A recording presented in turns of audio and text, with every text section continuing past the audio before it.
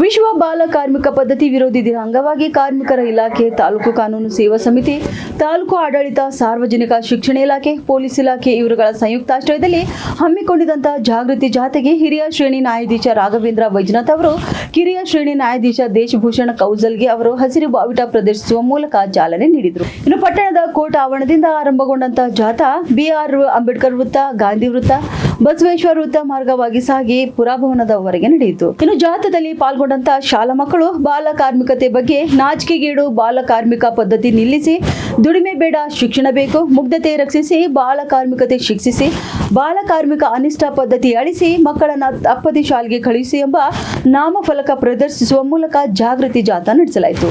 ಈ ಸಂದರ್ಭದಲ್ಲಿ ವಕೀಲರ ಸಂಘದ ಅಧ್ಯಕ್ಷ ಸಂಗಮೇಶ್ ಎಂಗಾಮ, ಉಪಾಧ್ಯಕ್ಷ ಮಹೇಶ್ ಪರ್ಣಶೆಣ್ಣೆ, ಕ್ಷೇತ್ರ ಶಿಕ್ಷಣಾಧಿಕಾರಿ CG ಹಳ್ಳದ, ಕಾರ್ಮಿಕಾಧಿಕಾರಿ ಮಂಜುನಾಥ, ಅರ್ಜುನ ಸೀತಾಳ್ಗೆರೆ, ಗೋಪಾಲ ಹಿಪ್ಪರ್ಗೆ, ಮಹೇಶ್ ಹೊಸಳೆ, ರೋಹಿದಾಸ್ ರಾಠೋಡ್, ಸಂದೀಪ್ ವಾಡೇಕರ್, ಅಂಬರೀಶ್ ಖಂಡ್ರೆ, ರಾಮ ಜೈ ಭೀಮ್ ಸೇರಿದಂತೆ ಇನ್ನಿತರರು ಕೂಡ ಉಪಸ್ಥಿತರಿದ್ದರು.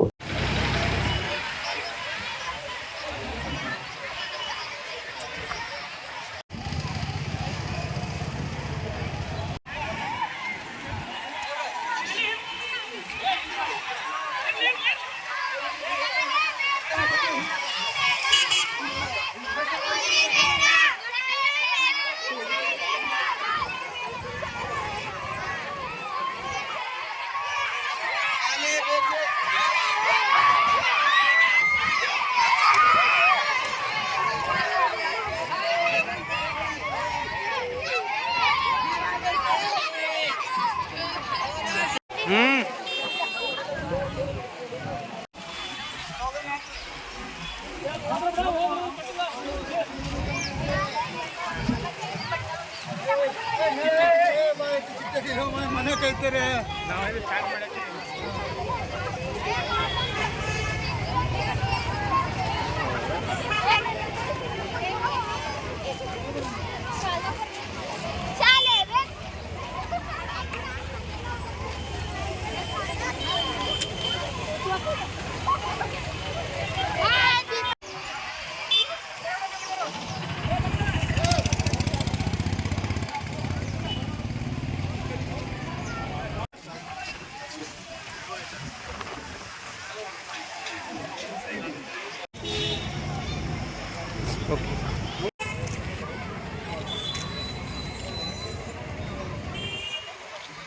Okay.